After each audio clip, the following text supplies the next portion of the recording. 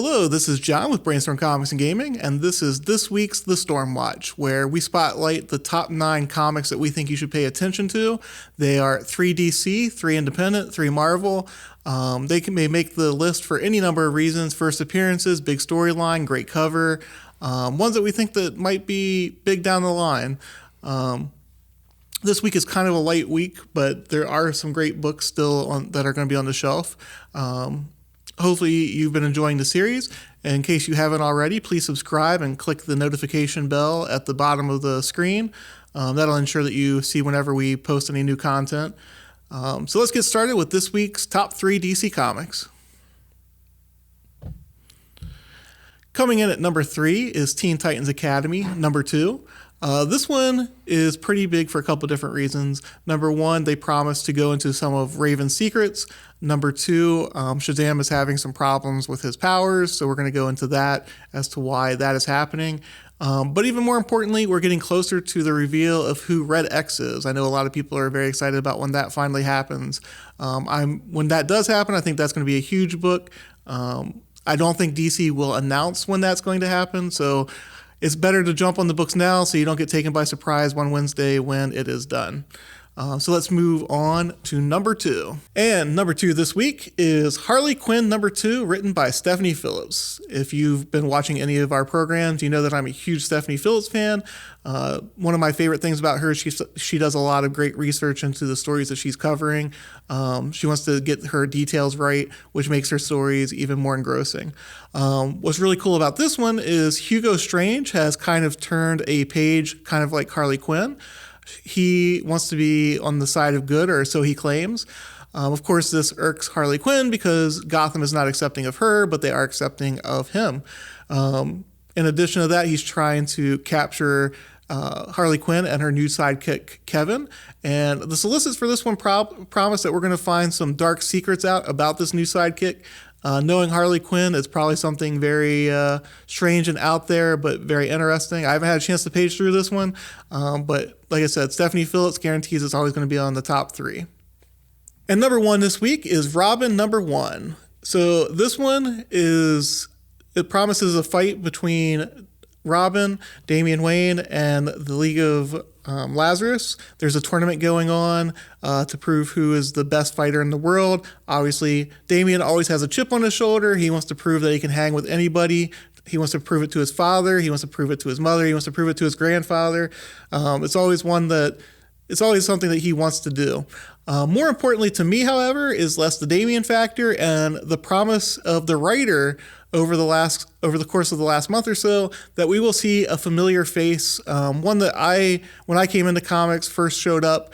I'm very interested to see how they do a new twist on him. I'm sure it's not going to be the same character the way he used to be. But I don't want to spoil who that is in case you haven't been reading the interviews and in case you want to go in cold. But like I said, this one I'm very much looking forward to. It should be pretty interesting. Plus, Infinite Frontier has just been great overall with all these new number 1s. Some great takes on the characters. We've all been very pleasantly surprised by what they've been doing. So that does it for this week's top 3 DC books. And let's move on to the independent books. So starting off with number 3 for the independents is Shadecraft number 2. For those of you who do not know, the writer is Joe Henderson, the showrunner for Lucifer. More importantly to me is the fact that he wrote Skyward. I will tell you, I love Skyward, but I have not finished it. And the reason I didn't finish it is because I feel like it could have gone on much longer. So I'm angry that they ended that one early. I'm hoping that is not the case with Shadecraft. I hope this one goes on for a long period of time. Number 1 was a very excellent first issue.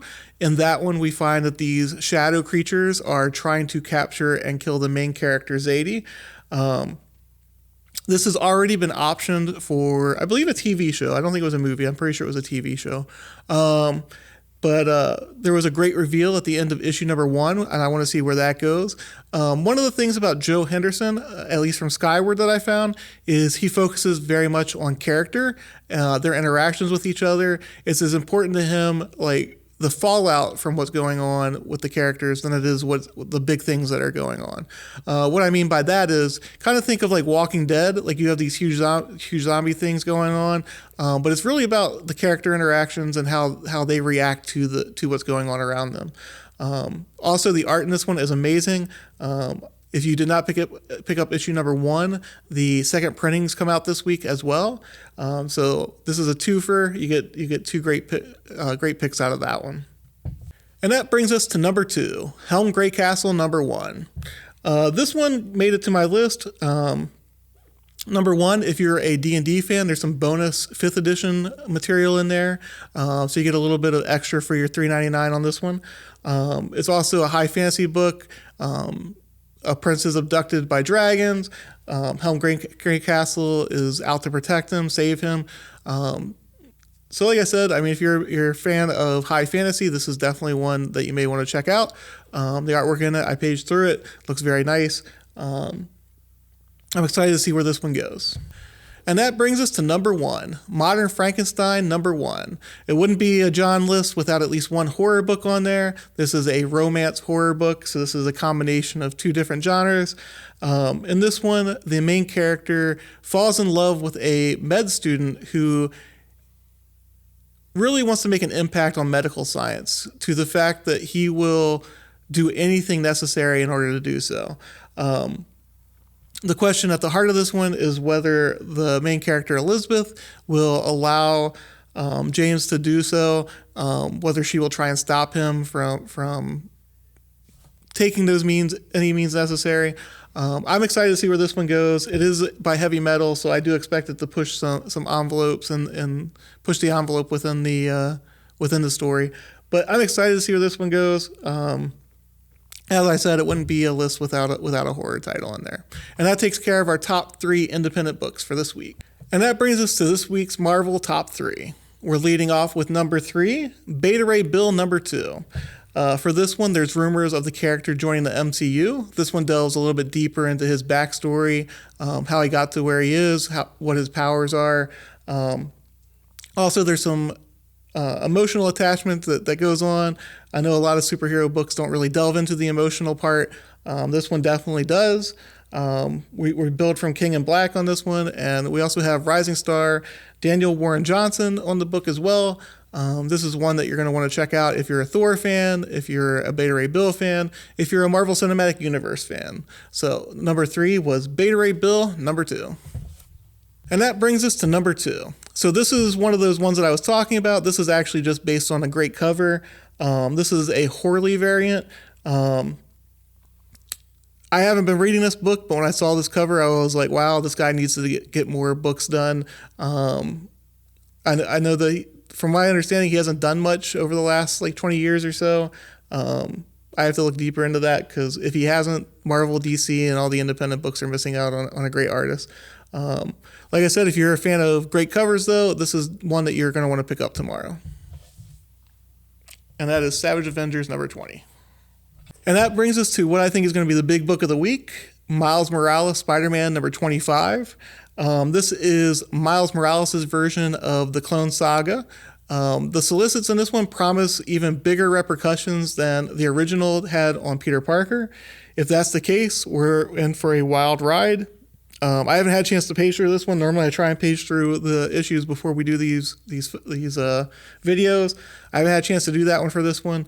I will tell you, we ordered very heavily on it because I do think it's going to have a big impact on the character. Miles is obviously growing in popularity, both within comics, within the movies, within TV.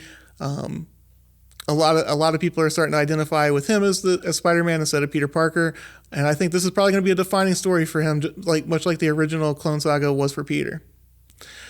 So that's our top 3 for the Marvels, our top 9 for Marvel, DC, and Independent. Hopefully you enjoyed the Stormwatch this week. If you did, please make sure to subscribe and click the notification button so you know when we post more content. Don't forget, this Saturday we're going to post the superhero draft. The first 2 rounds will be up that day, and then 2 days after that we'll post rounds 3 and 4. 2 days after that we'll do 5 and 6, and then the final rounds will be 2 days after that.